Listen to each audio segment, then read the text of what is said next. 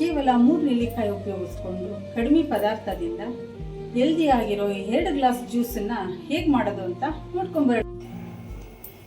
ಈಗ ಸಾಮಗ್ರಿಗಳು ಏನೇನು ಬೇಕು ಅಂತ ನೋಡ್ಕೊಳ್ಳೋಣ. ಬೆಟ್ಟದ ನೆಲ್ಲಿಕಾಯಿ, ಜೀರಿಗೆ,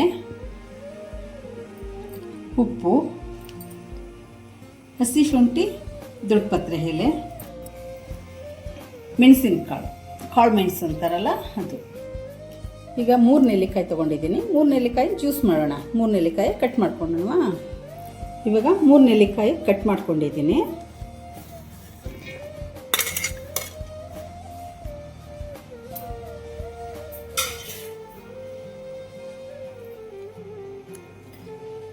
ಇಷ್ಟು ಮೆಣಸಿನಕಾಳು ಹಾಕಬೇಕು.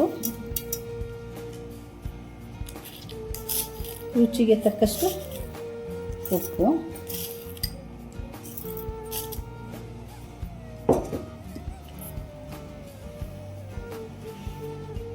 ಇಷ್ಟು ಜೀರಿಗೆ ಹಾಕ್ಕೊಳ್ಳೋಣ.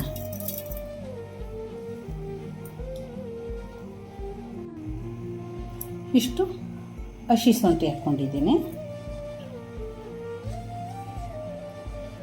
3 ಇಂದ 4 ನಾನು 4 ದೊಡ್ಡಪತ್ರೆ ಎಲೆ ಹಾಕ್ಕೊಂಡಿದ್ದೀನಿ. ಈಗ ನೆಲ್ಲಿಕಾಯಿನ ಮಿಕ್ಸಿ ಮಾಡ್ಕೊಂಡಿದ್ದೀನಿ. ಇದನ್ನು ಫಿಲ್ಟ್ರ್ ಮಾಡ್ಕೊಳ್ಳೋಣ. ಫಿಲ್ಟ್ರ್ ಮಾಡ್ಕೊತಾ ಇದ್ದೀನಿ. ಫಿಲ್ಟ್ರ್ ಆದಮೇಲೆ ಸ್ವಲ್ಪ ನೀರಿಗೆ ಆ್ಯಡ್ ಮಾಡ್ಕೊಳ್ಳೋಣ. ಈಗ ನೆಲ್ಲಿಕಾಯಿ ಜ್ಯೂಸನ್ನು ಗ್ಲಾಸಿಗೆ ಹಾಕ್ಕೊಳ್ತಾ ಇದ್ದೀನಿ. ವೈಭವ್ ಜ್ಯೂಸ್ ಕುಡಿವಾ, ನೆಲ್ಲಿಕಾಯಿ ಜ್ಯೂಸ್.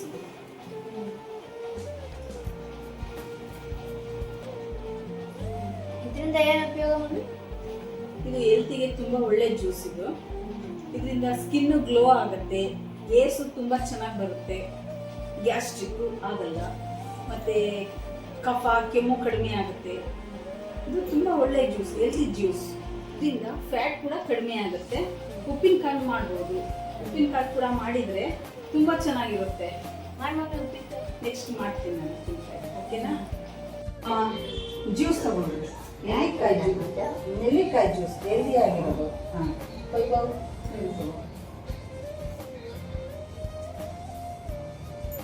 ಭಾಳ ಚೆನ್ನಾಗಿದೆ. ಇದರಿಂದ 108 ಕಾಯಿಲೆಗಳು ಗುಣ, ಆರೋಗ್ಯಕ್ಕೂ ಒಳ್ಳೆಯದು.